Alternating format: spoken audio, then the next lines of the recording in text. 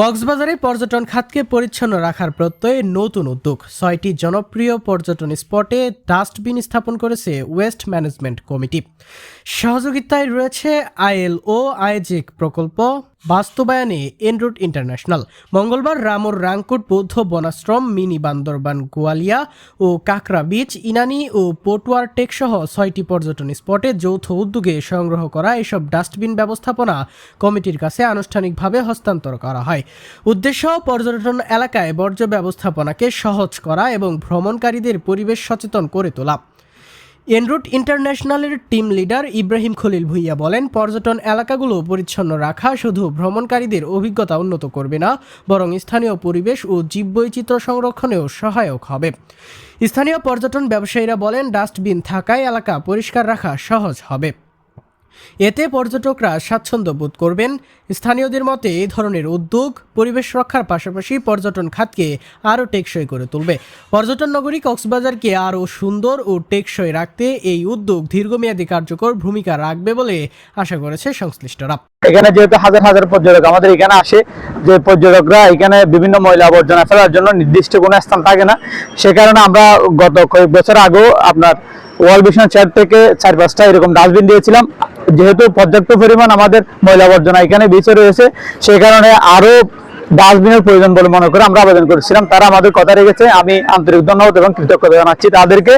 আগামীতে আরো সুন্দর পরিচ্ছন্ন পর্যটকের জন্য উপযোগী পাথররানি সি বিচ গড়তে আমরা ব্যবসায়ী সমিতি সবসময় ঐক্যবদ্ধ আছি। এখানে ময়লা ফেলার মতো কোনো জায়গা ছিল না, কোনো ডাস্টবিনও ছিল না। তাই এগুলো কিনা এখানে যারা দোকানদার করে এদের পক্ষে কারো পক্ষে সম্ভব না। কারণ যে বাবুল ভাই বলছে এগুলো ব্যয়বহুল খরচ, তাহলে এগুলো দেওয়াটা আসলে পয়েন্টের জন্য অনেক উপকার, পর্যটকদের জন্য উপকার, আমাদের সবার জন্য উপকার। এই ডাস্টবিন আজকে আমাদের বীজকে পরিষ্কার পরিচ্ছন্নতা রাখবে। আমি এখানে এলাকাবাসীকে অনুরোধ করব, আমার এই যে পর্যটক, তখনই এখানে পর্যটকের সমাগম হবে যখন এটা পরিষ্কার পরিচ্ছন্ন থাকবে। এই পর্যটক যদি না আসে আসলে আমরা ভুক্তভোগী। এই যে আমরা এখানে ময়লা আবর্জনা পর্যটকরা ফেলবে, কিন্তু পরিষ্কার করার দায়িত্ব হচ্ছে আমাদের।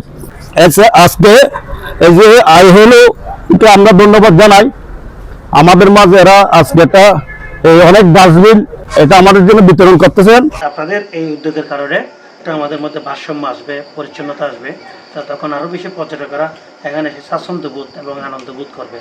কারণ পরিষ্কার পরিচ্ছন্নতা মানুষের মেন্টালি একটা স্যাটিসফ্যাকশন দেয়। তাই আপনার ইনরুট বাংলাদেশ এবং যে আইএলও যারা আপনারা এই শুভ উদ্যোগটা নিয়েছেন, আমাদের রামু ঐতিহাসিক রাংকুট বৌদ্ধ বিহারের পক্ষ থেকে আপনাদের প্রতি কৃতজ্ঞতা। আমাদের এখানে পাটুয়াটেক বীজটা 2018 সাল থেকে শুরু থেকে আমরা ময়লা আবর্জনাগুলো আমরা পরিষ্কার করে আসছিলাম। আমরা এখানে যে 10টা ডাস্টবিন আমাদের পাটুয়াটেকের জন্য দিয়েছে, এগুলো আমরা যে ময়লা আবর্জনাগুলো আছে এগুলো আমরা এখানে রেখে যেভাবে পরিষ্কার রাখতে হয় বীজটা সেভাবে পরিষ্কার রাখবো। আমরা ডাস্টবিন দিচ্ছে ঠিক আছে, কেউ না কেউ দিতে পারে, কিন্তু দেখাশোনার দায়িত্বটা আমাদের থাকতে হবে। সবাই যার যার মতো করে এইটার দায়িত্ব নিজেরাই নেবেন।